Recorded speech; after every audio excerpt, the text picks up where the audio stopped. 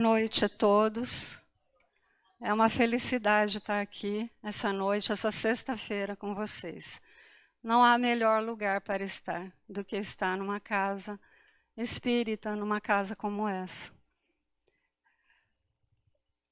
Hoje eu fui convocada para falar sobre o capítulo 26 do Evangelho. Nós estamos quase terminando o Evangelho, porque a gente segue cada sexta-feira um capítulo. E eu acho um trabalho excelente dessa casa, porque a gente forçosamente vai estudando todos os itens, porque nem todos aqui fazem Evangelho no Lar. Tem alguém aqui que faz Evangelho no Lar? Então, e tem alguns que não. Até porque estão chegando agora na doutrina e não sabem da maravilha que é fazer Evangelho no Lar. Se nós tivéssemos uma visão de raio-x espiritual, nós poderíamos ver o que acontece quando nós fazemos Evangelho no Lar. É uma radiação lá do alto da espiritualidade maior, atinge não só o nosso lar, como atinge o lar dos nossos vizinhos, a redondeza, e traz para dentro da nossa casa os benfeitores espirituais. O Evangelho no Lar, então, é um grande convite que Jesus faz para que ele possa estar presente na nossa casa. Então, quem depois quiser informações de como fazer o Evangelho no Lar, tenho certeza que os trabalhadores da casa poderão informar. Não é nada complicado, é muito simples e é maravilhoso, garanto para vocês.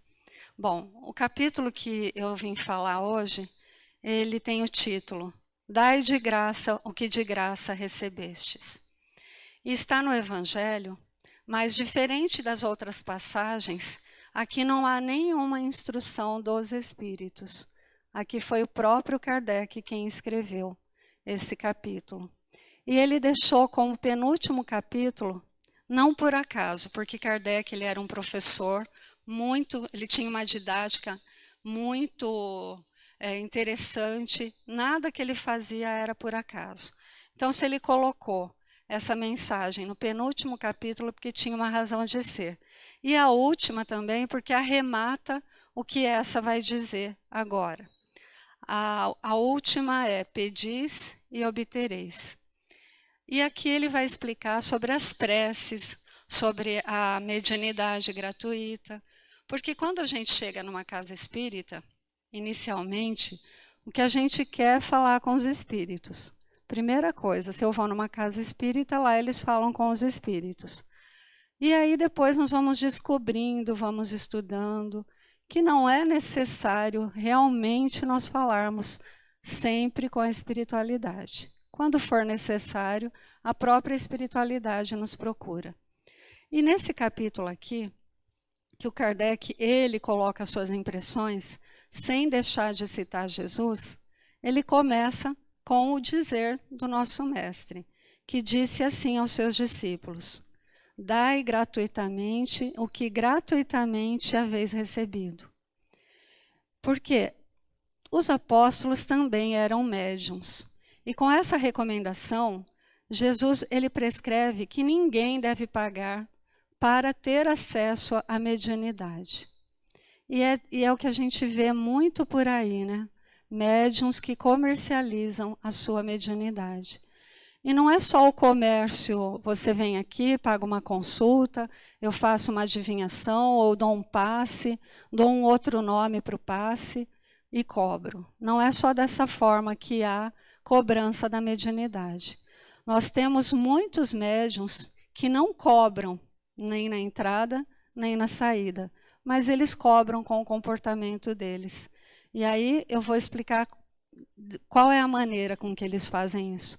Nós temos muitos médiuns palestrantes, né, até renomados, que eles não cobram, na verdade, ingressos, mas eles cobram tem tantas exigências para trazê-los até as casas espíritas, eles têm tantas necessidades, eu só fico no hotel se for 2 estrelas, tem que ter, por exemplo, tantos holofotes, tem que ter transformador, tem que ter gerador de energia, porque imagine eu ir até a sua cidade e acabar a energia, como pode uma estrela como eu? Então, também está comercializando a mediunidade. Existem várias formas de nós comercializarmos, então nós temos que tomar muito cuidado, porque a vaidade é um preço também que está se cobrando pela mediunidade. E nesse capítulo, nós também vamos ouvir falar sobre as preces pagas. Vocês já ouviram falar de preces pagas? Mas existe. Então Jesus disse em seguida aos seus apóstolos, diante de todo o povo que o escutava: precatai-vos dos escribas, que se exibem a passar com longas túnicas, que gostam de ser saudados nas praças públicas e de ocupar os primeiros assentos nas sinagogas e os primeiros lugares nos festins, e que, a pretexto de extensas preces, devoram as casas das viúvas. E essas pessoas receberão, então, condenação mais rigorosa. O que acontecia? Os escribas, eles gostavam de se exibir fazendo preces maravilhosas, lindas, com palavras rebuscadas, então sempre bem trajados. E o que acontecia? Dessa maneira, eles atraíam então muitas pessoas que ficavam fascinadas por aquelas preces e que requisitavam, achavam que pessoas que sabem fazer lindas preces são ouvidas por Deus. E isso não é verdade. Existe, o Richard Simonetti sempre contava para a gente que existia um senhorzinho, e ele ainda era escravo nessa época que se passa a história. E ele não sabia ler nem escrever, tampouco falar palavras rebuscadas. Mas ele ia debaixo de uma árvore, olhava para cima e falava: "Ô Senhor, não esqueça do seu preto velho." E essa prece chegava imediatamente nas hostes celestes, porque era uma prece feita do fundo do coração. Então nós não precisamos de palavras rebuscadas. Tudo que está no nosso coração, basta 1, 2, 3 palavras simples. Senhor, eu estou aqui, o Senhor sabe as minhas necessidades e eu te peço ajuda. Isso já é uma prece maravilhosa. Então, nós não precisamos ser um doutorado em preces. Nas casas espíritas, muitas pessoas sentam nas últimas cadeiras, e não estou falando isso de vocês, mas tem muita gente que senta lá atrás com medo da gente pedir para que faça preces. Então, outro dia, e eu vou contar, depois ele vai assistir e vai falar, você sempre dá eu como exemplo, o meu marido. Ele falou assim: eu saí porque eu fiquei com medo de que me pedissem que fizesse uma prece. E eu disse, se faltar só isso para você entrar num lugar melhor, quando você fizer uma passagem, a sua passagem, vai faltar uma prece, você vai deixar por conta de uma prece. Então nós não podemos nos esquivar quando alguém pede uma prece. Faça que você sabe. Faça um Pai Nosso, mas faça de coração. Então, tem muita gente que ouve às vezes a gente fazer uma prece e fala: você não faz uma prece para mim? Eu digo: eu faço, mas a prece que tem mais valor para você é a que você faz, porque você vai fazer do fundo da sua alma, do seu coração, com o seu sentimento. A minha vai interceder, mas a sua vai chegar mais rápido. Então, nós não podemos delegar preces a outrem.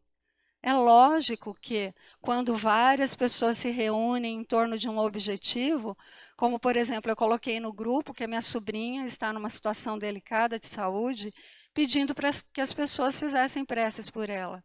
Mas, para engrossar, mas a prece mesmo quem tem que fazer é ela, a mãe dela, nós que somos os mais interessados na saúde dela. Bom, então não precisamos achar que a nossa prece não tem valor. A nossa prece tem muito valor, até porque tudo que nós fazemos de coração tem enorme valor. E Jesus, também nesse mesmo capítulo, ele fala dos mercadores que foram expulsos do templo. Porque Jesus chegou no templo e viu que eles estavam comercializando dentro do templo, que não é lugar para comércio, né? Então, Jesus, muita gente fica abismado de saber que Jesus pegou até chicote. E quando a gente fala, as pessoas ficam, nossa, como pode? Mas ele virou as bancas, né? Então a gente costuma até falar bancas rotas, né? Bancas viradas, foi porque naquela época Jesus virou as bancas dos mercadores dentro do templo. Porque no templo não é para a gente fazer comércio. A casa espírita às vezes vende algum livro usado ou disponibiliza uma obra que alguém trouxe, mas todos esses itens são para custear as despesas. Nós usamos ar-condicionado, energia elétrica, tudo isso tem um custo. A espiritualidade não consegue nos fornecer. Então a gente acaba fazendo, né, campanhas, fazendo bazar para arrecadar e para poder manter tudo isso em pé. Mas nós não podemos fazer comércio, nós não podemos fazer, como em algumas situações a gente verifica, reuniões, né, de líderes espíritas falando só de dinheiro, como se fosse só essa finalidade. Lógico que nós precisamos no mundo material de dinheiro, mas o objetivo principal da doutrina é sempre a própria doutrina, é a divulgação das palavras do Cristo. Então, quando a gente inverte a situação, é muito perigoso, porque o objetivo aqui é propagar, então, a palavra do Mestre.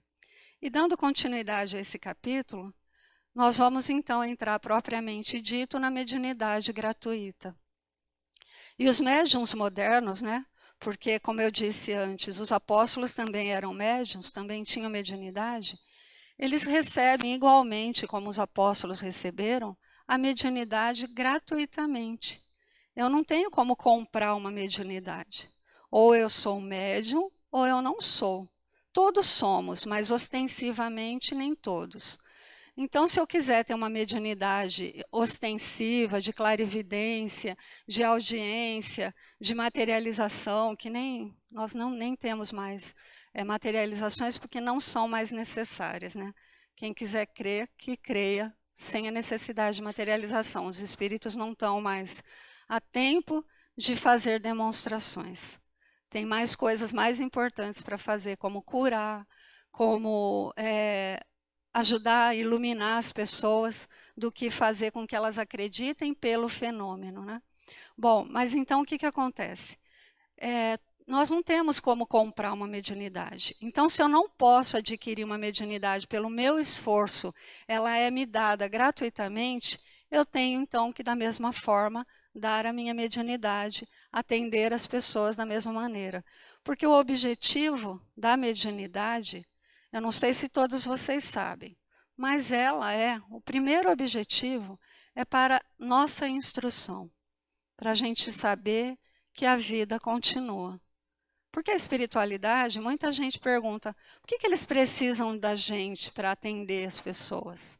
Não, eles estão nos ensinando também, através do nosso intercâmbio, eles estão nos instruindo que a vida continua. Eles estão mostrando como que é a vida do outro lado. Que nós, quando morremos, continuamos sendo quem nós somos, com os nossos vícios, com as nossas virtudes, todas elas.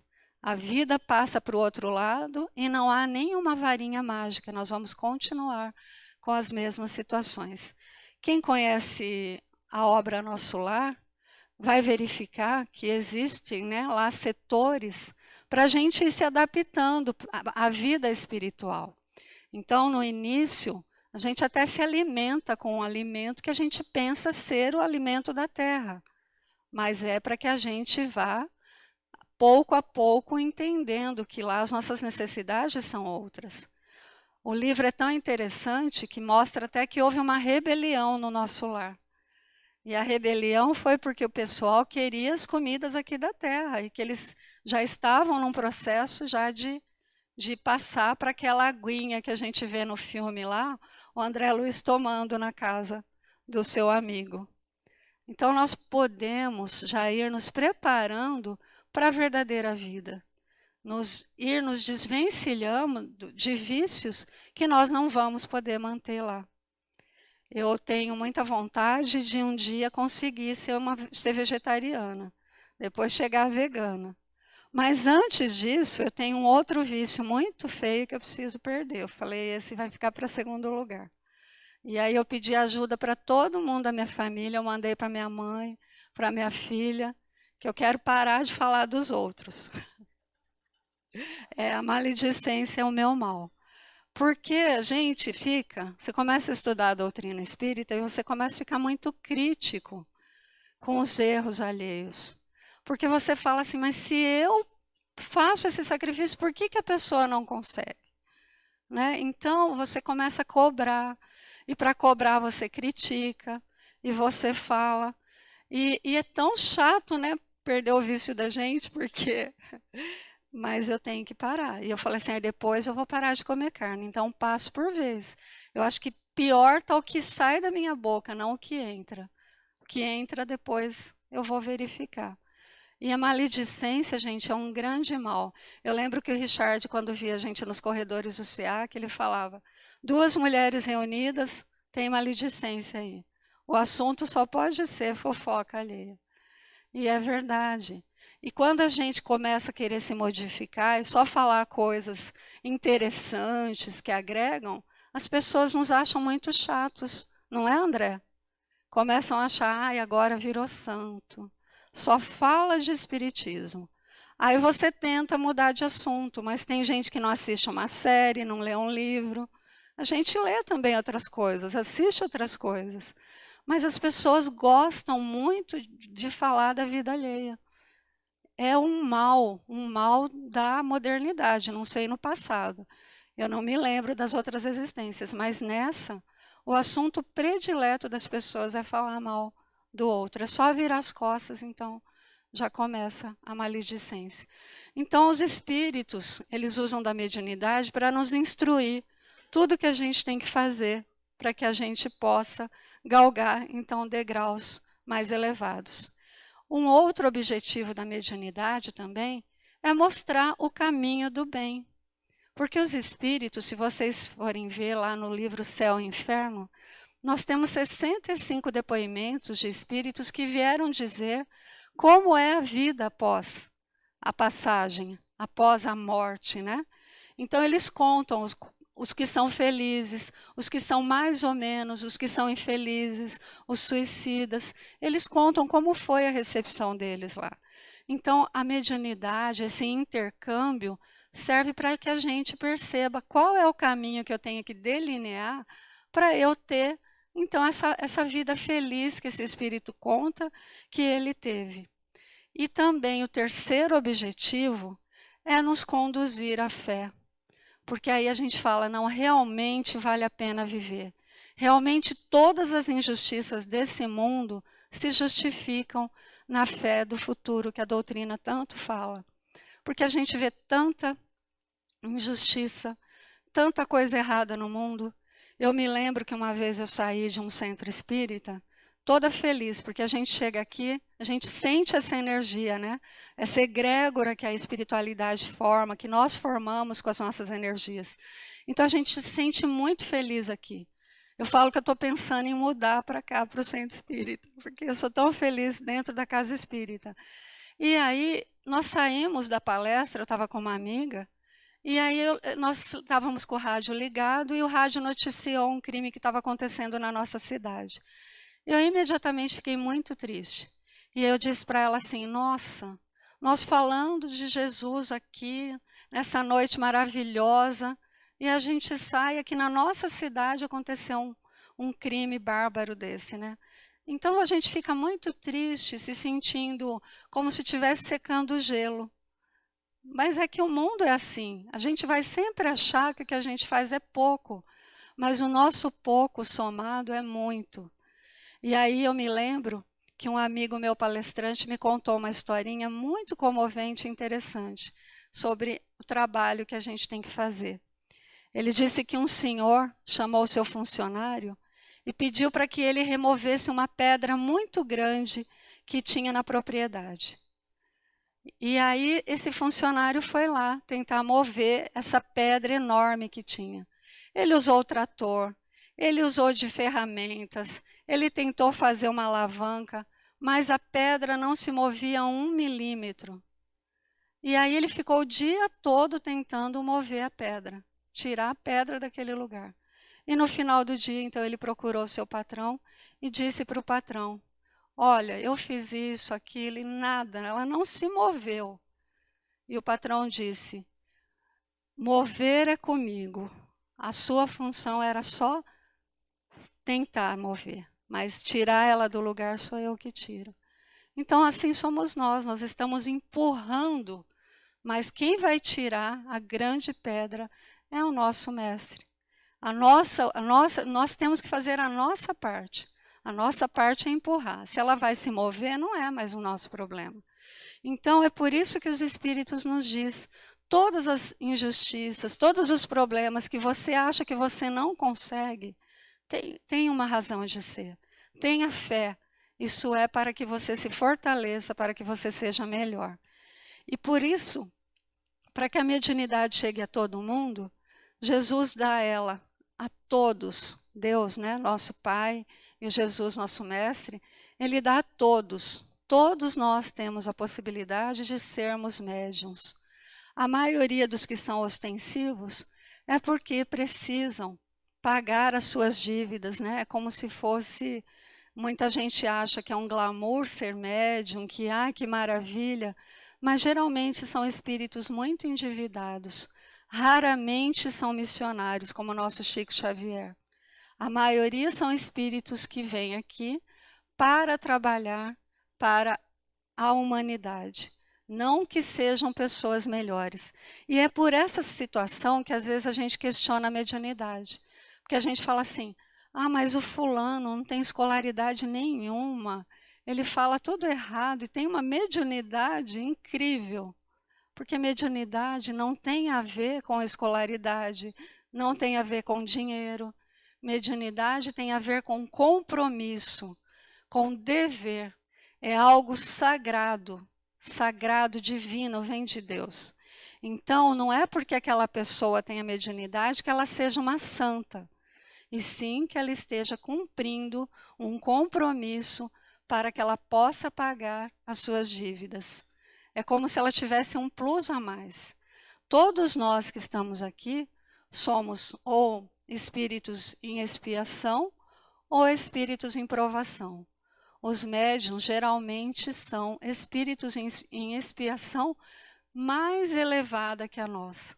Então, além dos problemas que tem como qualquer outra pessoa, porque não é porque ele é médium que ele não vai ter problemas, ele tem todos os problemas que nós temos, mas o dever de trabalhar para ajudar o próximo, no sentido de instruir, no sentido de mostrar o caminho do bem através da sua mediunidade e no sentido de nos conduzir à fé. Então, a mediunidade não constitui privilégio e se encontra por toda parte. Mas nós vamos verificar que existem pessoas que não respeitam a mediunidade gratuita e comercializam. Outro dia eu estava lendo o evangelho que Chico fazia debaixo do abacateiro. Todo sábado, Chico Xavier ia até o abacateiro, no bairro do Pássaro Preto, fazer o evangelho debaixo da árvore, com as pessoas necessitadas que ele assistia. E o que acontecia?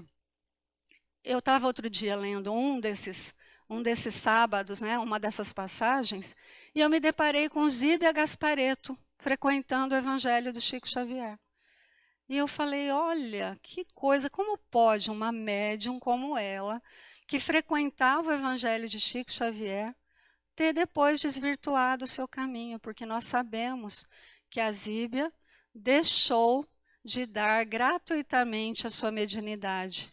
As suas psicografias passaram a ser cobradas, os seus livros, ela angariava os lucros dos seus livros. Mas nós que conhecemos os primeiros livros da Zíbia, nós podemos testemunhar o que aconteceu perdeu totalmente a qualidade. Porque um espírito de luz, os espíritos benfeitores, eles não ficam à disposição de médiuns que comercializam a mediunidade. Eles têm coisa melhor para fazer. E aí o que acontece com esses médiuns que comercializam? Eles ficam a ver navios? De maneira alguma. Existem espíritos jocosos, brincalhões, maldosos, que também ainda se comprazem das coisas materiais, que ainda acham que precisam de dinheiro. Eu não sei se vocês sabem, existem espíritos que através da mediunidade de algumas pessoas que não são educadas, né, mediunidades educadas, e são médiuns aí que estão a pegar todas as influências, mas esses espíritos costumam fazer as pessoas entrar nas lojas até para consumir, porque eles não podem consumir, entrar lá e dar dinheiro, então eles precisam de alguém encarnado. Então a pessoa entra, compra bastante, ele acredita que ele também está comprando, e na verdade ele está obsidiando alguém. E não é só na bebida, né? Porque geralmente os exemplos são, nos bares tem obsessores para beber, quem fuma tem obsessor fumando. Não, quem consome também tem obsessor, fazendo com que consuma. Eu trabalhei muito tempo como doutrinadora, né? Agora a gente fala esclarecedor de reuniões mediúnicas, e certa vez um espírito disse, eu levantei hoje, falei para ela, vamos sair para gastar. Então, a mediunidade, ela tem que ser estudada, porque nós somos antenas. E se a gente não se direcionar, a gente vai fazer coisas assim absurdas, influenciados, porque nós não sabemos. E Kardec perguntou, os espíritos nos influenciam?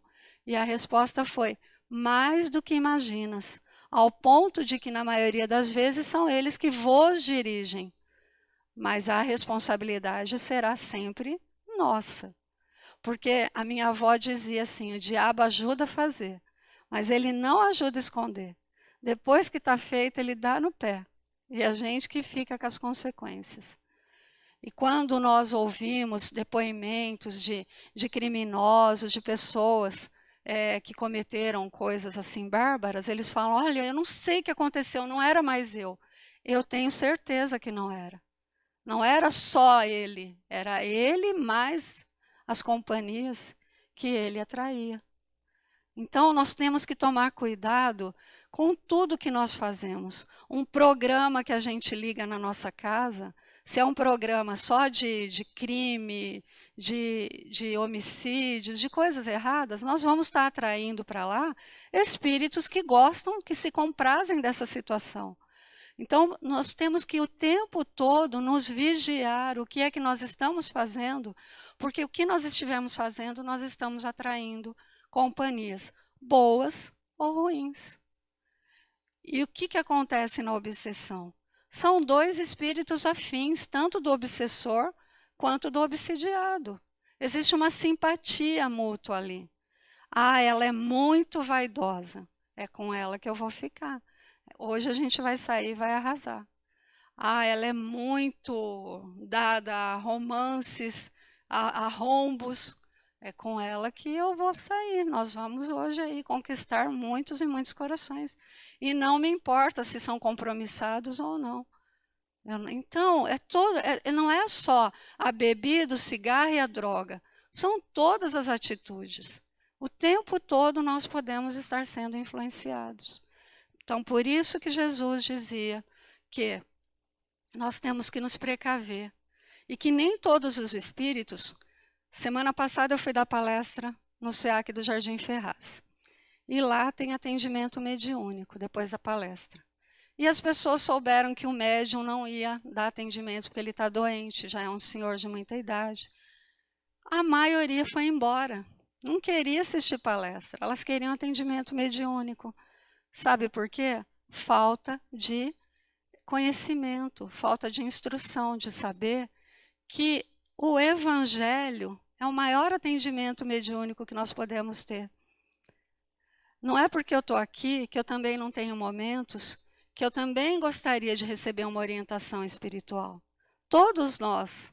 Mas aí, outro dia, eu estava até conversando com uma amiga minha que é médium, e aí eu disse para ela assim, ai, mas eu precisava ouvir alguma coisa da espiritualidade, né? E nós falando no telefone. E ela ria, ela falava assim, ah, tem que aguardar o dia, só no dia, né? E eu falei assim, ah, nem no dia, porque não somos nós que pedimos, eles que nos dão as instruções. E aí terminamos a conversa, eu peguei e fui abrir um livro que eu estava lendo, na sequência, virei a página, 3 linhas, estava escrito assim, se você quer um conselho espiritual, abra o Evangelho. Eu fotografei, mandei para ela e falei, dá uma olhada na nossa conversa, olha a resposta. Vou lá correndo pegar o Evangelho. Então, nós precisamos nos educar, entender, só o fato da gente estar aqui, a gente já está sendo atendido, já está recebendo. Nós vamos dormir, a espiritualidade vem falar conosco. Se nós não lembramos, no momento oportuno lembraremos, teremos aquela boa intuição de saber como resolver o problema, porque isso já foi discutido conosco em sonho.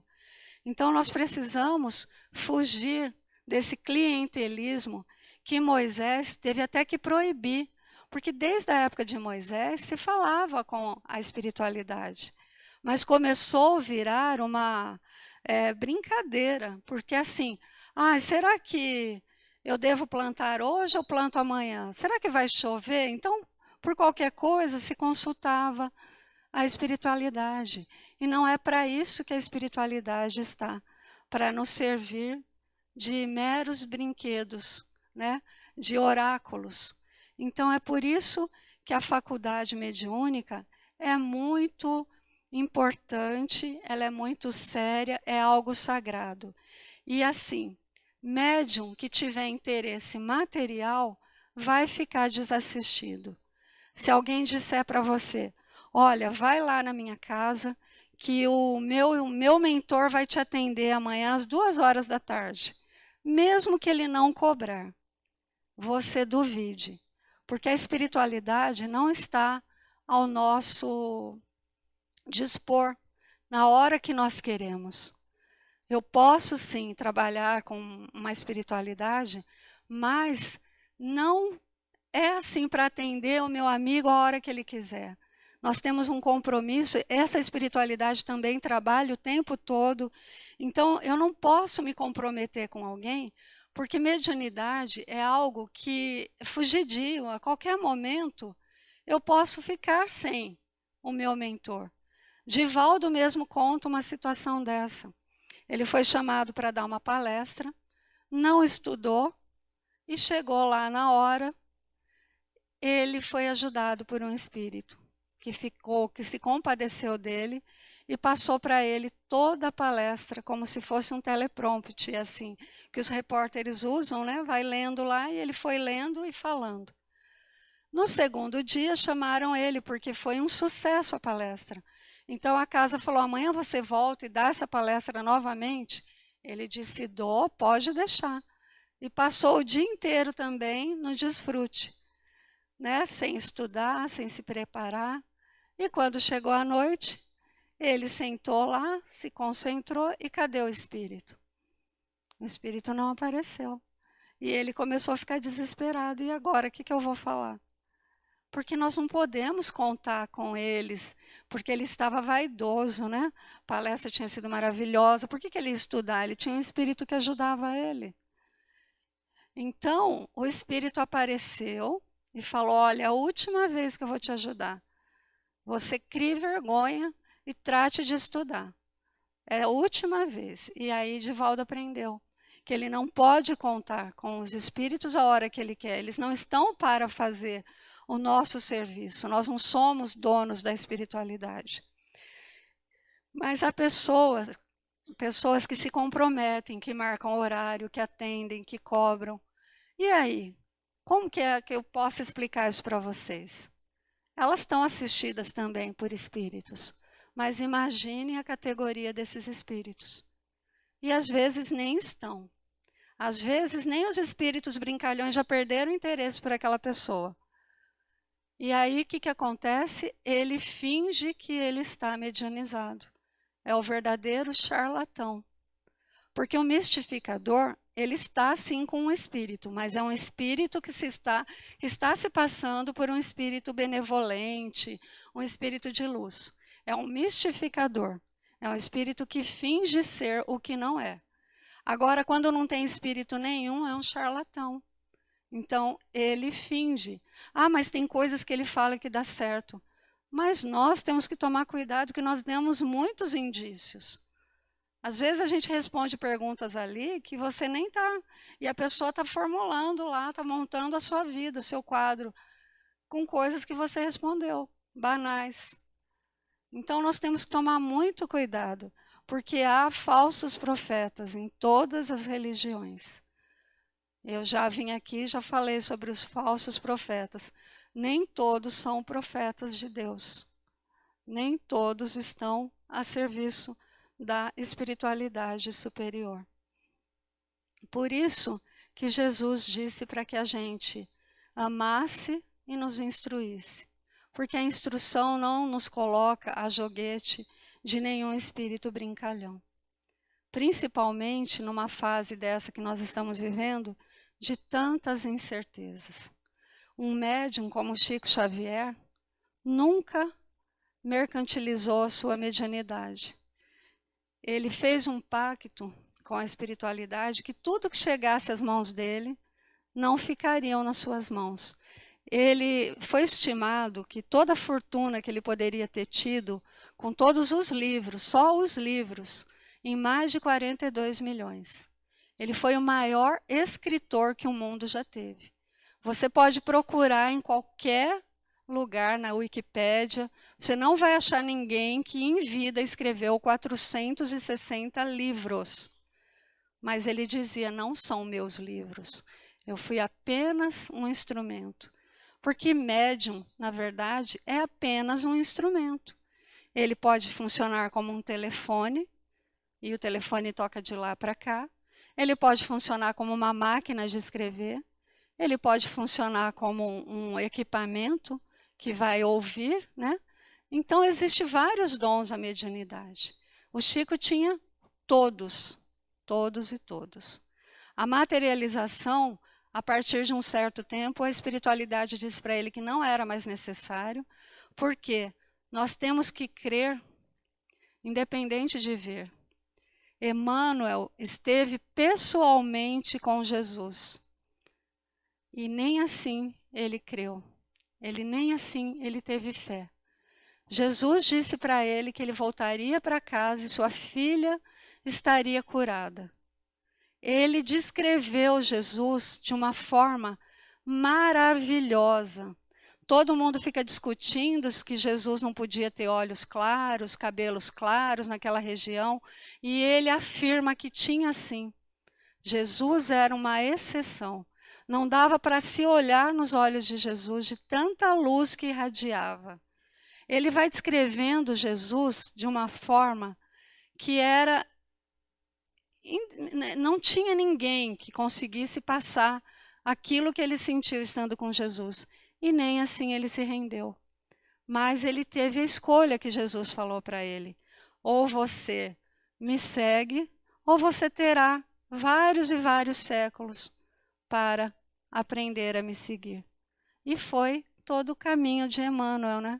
Ele não aproveitou, chegou na sua casa, sua filha estava curada, e nem assim ele se rendeu. Fez aquela descrição de um ser indescritível, que nunca na Terra, ele, um senador romano, tinha se deparado com alguém. Então é por isso que as materializações não são necessárias. Porque quem quer acreditar não precisa ver para acreditar. Nós temos a centelha de Deus dentro de nós, a fé, a lei de Deus está escrita em nós. Então, cada um que cultive a centelha que tem dentro de si. E a sequência, então, que vocês vão ver com certeza na semana que vem, vai ser do capítulo que fala da prece, né? Pedis e obtereis. E por que Kardec colocou, então, a mediunidade antes desse último capítulo? Porque fala das preces pagas, que a prece melhor é aquela prece simples que nós fazemos. E depois ele vai dizer como é que tem que ser a prece. Por que às vezes a gente pede e não obtém? Por que está escrito pedes e obtereis? Eu peço e não recebo. Porque a gente geralmente pede o que não vai ser bom para a gente, né? Eu conheço uma pessoa que convive muito próximo de mim, que ele quer ganhar na loteria, ele quer ganhar na cena o tempo todo. E eu falo, vai ser a pior coisa que vai acontecer na sua vida. Só se for obra de um obsessor te dar esse prêmio da loteria. Você vai perder a sua reencarnação. E aí eu vou contar uma historinha para vocês que eu já contei aqui. Se alguém estava na minha palestra, me perdoe. Mas existia um obsessor que ele tentava tirar tudo do obsidiado. Então ele tirou o emprego, ele tirou a família, né? Porque acabou o dinheiro, começa a briga dentro de casa, a família se desfez. E aí ele começou a ficar doente, sem emprego, sem família, ele começou a ficar doente. Mas mesmo assim, ele ia no centro espírita toda a semana. E o obsessor estava muito bravo. Ele falou, mas o que eu tiro mais desse cara? Ele está capengando, ele vai se arrastando no centro toda semana. Aí chegou um obsessor com doutorado, pós-doutorado, mestrado, aquele cara mesmo, sabe, obsessor experiente. Ele falou, como você é tolo.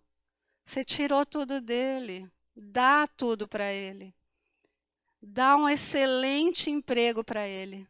Dá um cargo para ele de diretor. Você vai ver o que vai acontecer. Ah, é? É, eu te ajudo. E assim eles fizeram. E aí o cara rapidinho foi chamado numa empresa. Em poucos meses ele ascendeu, já estava na diretoria. Logo já estava virando acionista, em menos, foi assim, meteórico. O que aconteceu? Ele não tinha mais tempo para ir no centro. Estou muito ocupado, muitas reuniões, não tem hora, porque agora eu sou acionista. Então, aí pegou, falou para o outro, aí, tá vendo, seu bobo? Dinheiro, riqueza.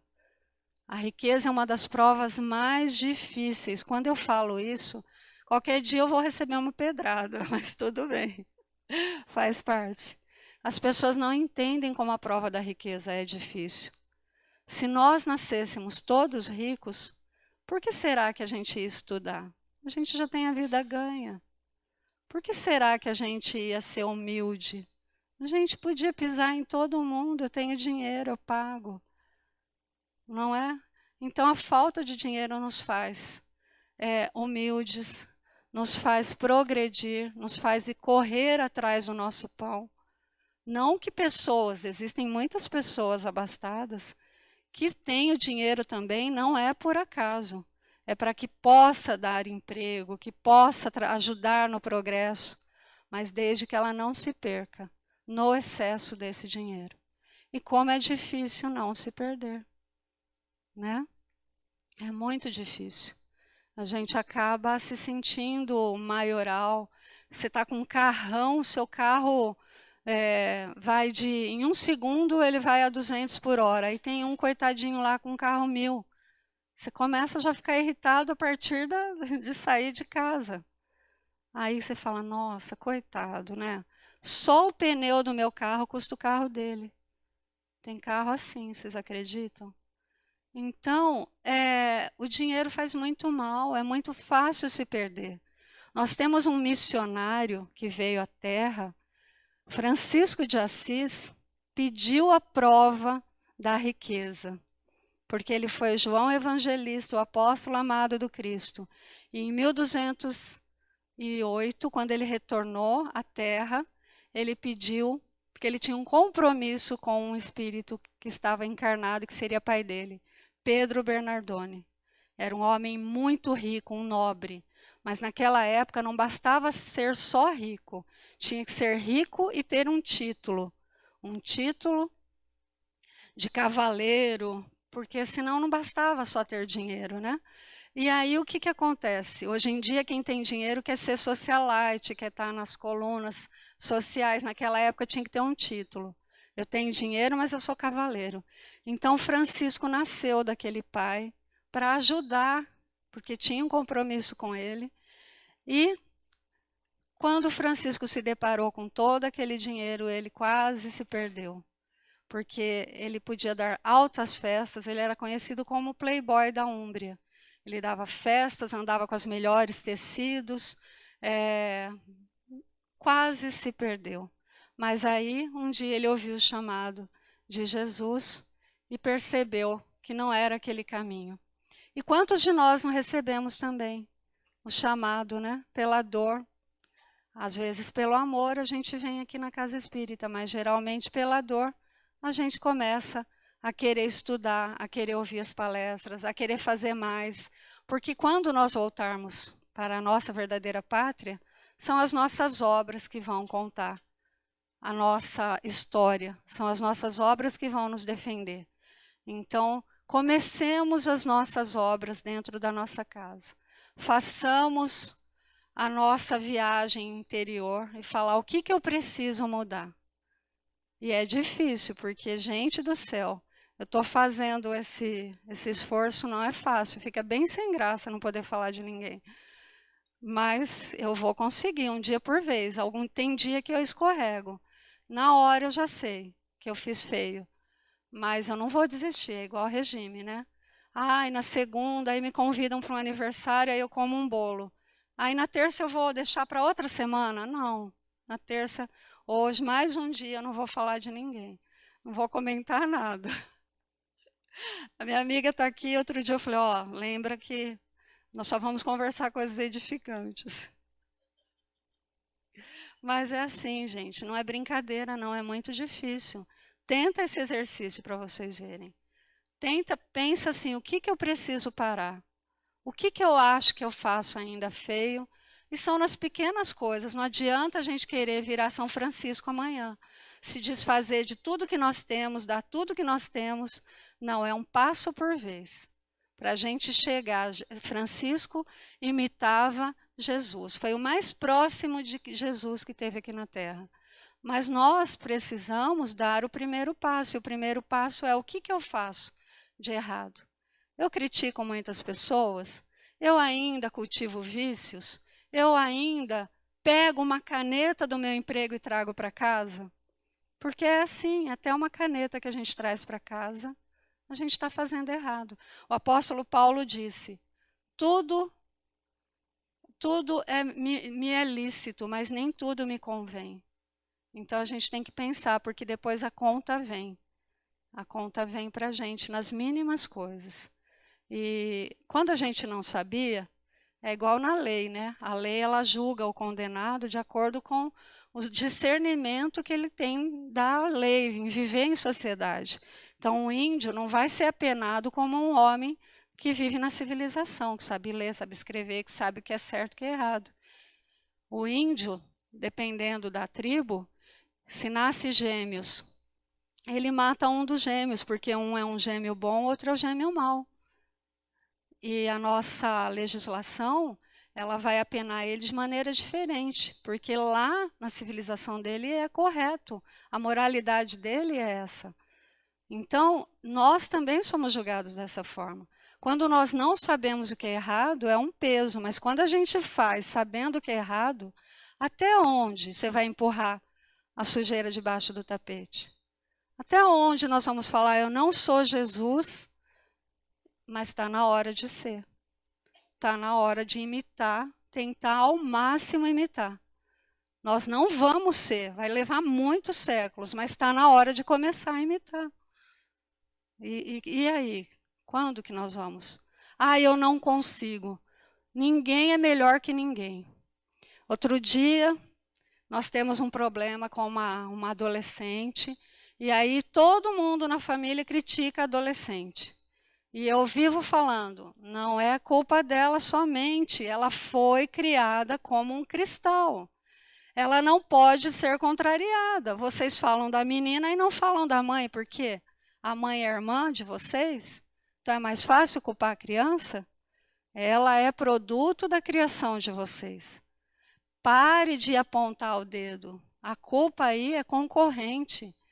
Então, nós precisamos ver o que nós estamos fazendo com os nossos filhos, para que eles ajam dessa maneira. Porque nós queremos, às vezes, ser Deus. Às vezes a gente quer dar tudo, e nem Deus dá tudo para a gente, não é? Deus só dá o que a gente precisa. E não há uma criatura na terra que veio para o mal. Nenhuma. Você pode falar assim, ah, não, mas o filho do meu vizinho não tem jeito. Ele usa droga, ele agride os pais, ele é mau. Ele não veio para fazer nada disso. Ele não veio. Ele não teve boa orientação. Ele era um espírito que trazia já a sua bagagem.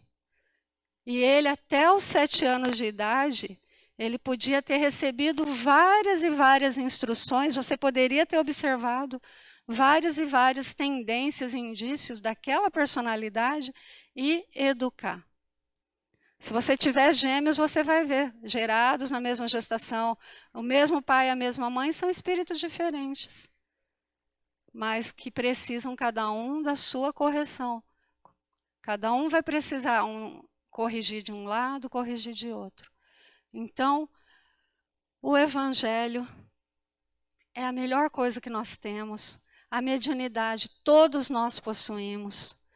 Todos somos médiuns, uns mais ostensivos, outros menos.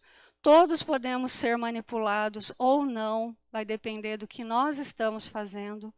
Aí são as companhias que vão estar aderindo à nossa existência e nos intuindo.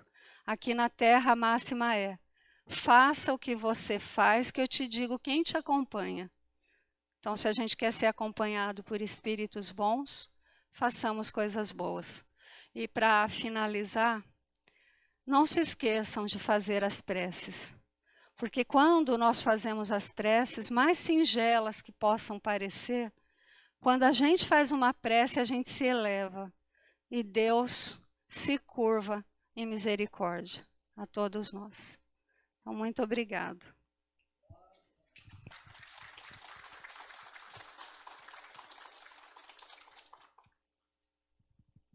Agora, nós vamos fazer o passe coletivo. Então, depois, logo após o passe coletivo, quem já se sentir atendido e bem com o passe coletivo, pode vir aqui, tomar água que certamente vai estar fluidificada, já está com certeza. Pode tomar a água e voltar os seus lares. Mas aquele que ainda não se sentir bem, poderá depois tomar o passe aqui, individual. Tá bem? Tá bem? Então vamos relaxar na cadeira, respirar profundamente, sentindo a presença de todos os nossos amigos, familiares que nos antecederam e que olham por todos nós.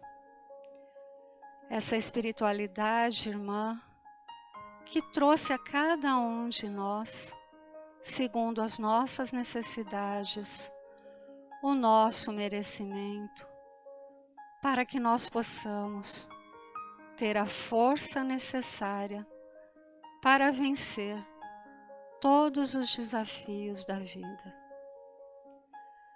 O nosso Pai maravilhoso, que nos disse para que amasse o nosso próximo como a nós mesmos, e a Ele sobre todas as coisas.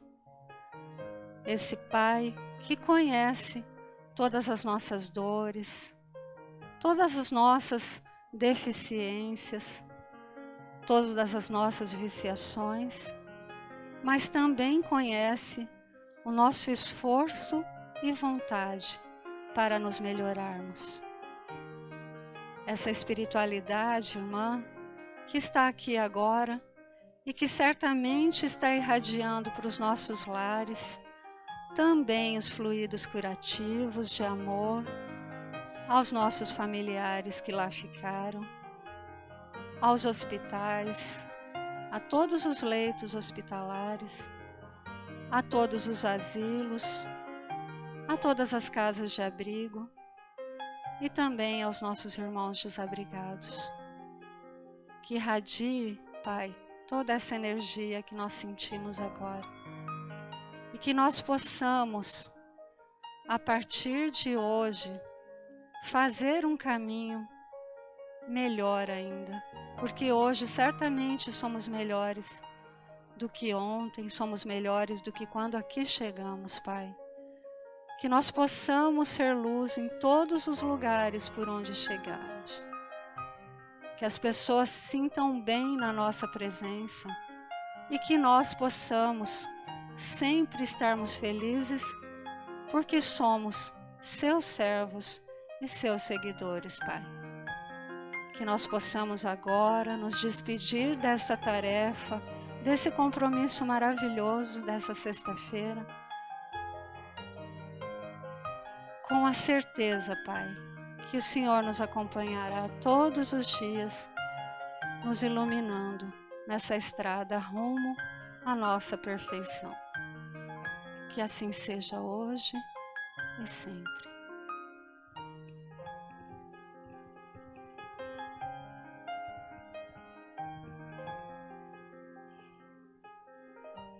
Vocês podem vir tomar água, viu?